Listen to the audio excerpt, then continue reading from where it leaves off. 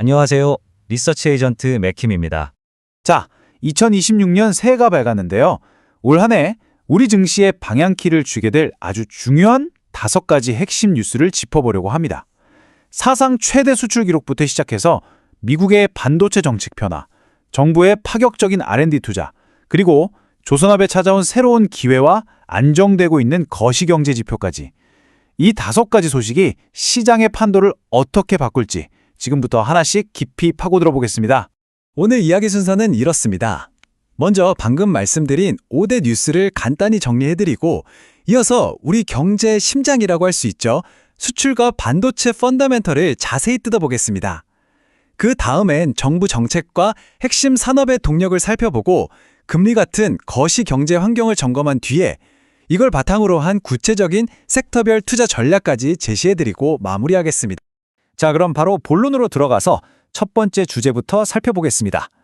바로 한국 경제의 가장 강력한 엔진, 수출과 반도체 이야기입니다. 여러분, 7천억 달러. 이 숫자가 어떤 의미인지 감이 오시나요? 이게 그냥 숫자가 아닙니다. 2018년에 6천억 달러를 넘은 지 7년 만에 이뤄낸 그야말로 역사적인 성과거든요. 이걸로 우리나라는 드디어 세계 6대 수출 강국 대열에 합류했습니다. 전 세계적으로 무역 환경이 이렇게나 어려운데도 불구하고 우리 경제의 기초 체력이 얼마나 튼튼한지를 제대로 보여주는 지표라고 할 수 있겠죠. 그럼 이 놀라운 성과는 도대체 어디서 온 걸까요? 역시나 가장 큰 공을 세운 건 반도체였습니다. 무려 22% 넘게 성장하면서 전체 수출을 이끌었고요. 또 비싼 고부가 가치 선박수주도 한몫 단단히 했습니다.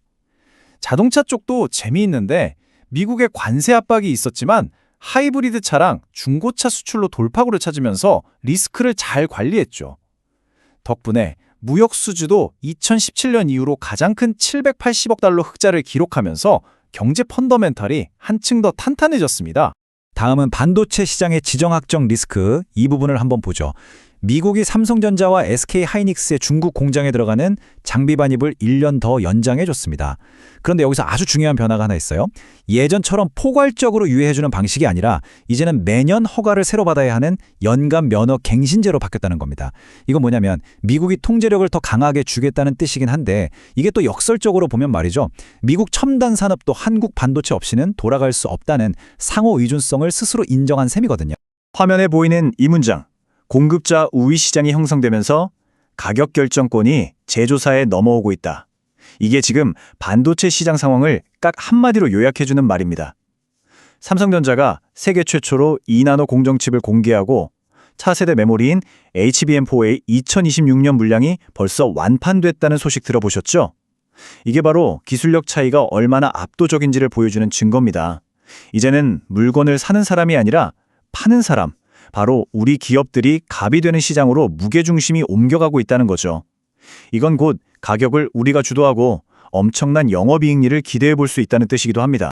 자, 지금까지 우리 경제의 펀더멘털을 봤다면 이제는 미래를 향한 동력, 그러니까 정부 정책과 핵심 산업 트렌드는 어떤지 한번 들여다보겠습니다. 이야, 이건 정말 놀라운 수치인데요. 그래프를 보시면 2026년 정부 R&D 예산이 작년보다 무려 25.4%나 늘어난 8조 1천억 원으로 확정됐습니다. 이 어마어마한 돈이 어디에 쓰이냐? 바로 AI, 반도체, 그리고 양자 기술, 이 3가지 핵심 전략 기술에 집중적으로 투자됩니다.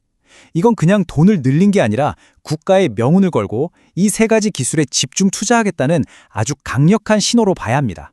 정부는 이 막대한 예산을 가지고 AX 엔진이라는 걸 본격적으로 가동한다고 합니다. 여기서 AX는 AI 트랜스포메이션, 우리말로 하면 AI 대전환인데요. R&D 예산이랑 또 150조 원 규모의 국민성장 펀드를 합쳐서 말 그대로 대한민국 전체를 AI 기반으로 바꾸겠다는 거대한 국가 전략입니다. 관련 소프트웨어나 솔루션 기업들 앞에는 그야말로 기회의 바다가 열린 셈이죠. 이제 산업 동력의 또 다른 한 축, 조선업을 좀 보겠습니다. 미국의 해양조선업 지원 정책, 줄여서 MSGA 프로젝트라고 하는데요. 이게 우리 조선업에는 제2의 중동붐이라고 불릴 만큼 엄청난 기회가 되고 있습니다. 이건 단순히 배 몇 척 더 수주하는 차원의 이야기가 아니에요. 거의 무너진 미국의 조선 인프라를 한국의 기술력으로 다시 세워주는 사실상 한미동맹이 경제, 안보 분야로까지 확장되는 아주 중요한 사건이라고 볼 수 있습니다. 맞습니다. 지금 한국조선업은 구조적인 장기 호황 국면에 들어섰어요. 특히 하나오션이 미 해군 군함의 유지보수, 그러니까 MRO 사업의 핵심 파트너로 인정받은 건 정말 큰 사건입니다. 방산 수출의 새로운 길이 열린 거죠. 여기에 전 세계적으로 LNG 운반선 수요는 폭발하고 있는데 미국의 규제로 중국 경쟁사들의 점유율은 반토막이 났으니 그 반사의 이익을 우리가 고스란히 얻고 있는 겁니다. 이미 3, 4년치 일감을 쌓아둔 우리 조선사들은 이제 헐값에 수주 경쟁할 필요 없이 제대로 된 가격을 받으면서 수익성을 극대화하는 단계로 들어선 겁니다. 자, 이제 세 번째 섹션입니다. 좀 더 큰 그림을 한번 보겠습니다. 개별 산업도 중요하지만 결국 시장 전체를 움직이는 건 거시경제 환경, 특히 금리 아니겠습니까? 4.17%. 이 숫자가 지금 시장에서 가장 중요한 지표 중 하나입니다. 바로 미국 10년물 국채금리가 이 수준에서 안정세를 찾았다는 뜻인데요. 국채금리가 이렇게 안정되면 주식, 특히 성장주들의 가치 부담이 확 줄어들거든요.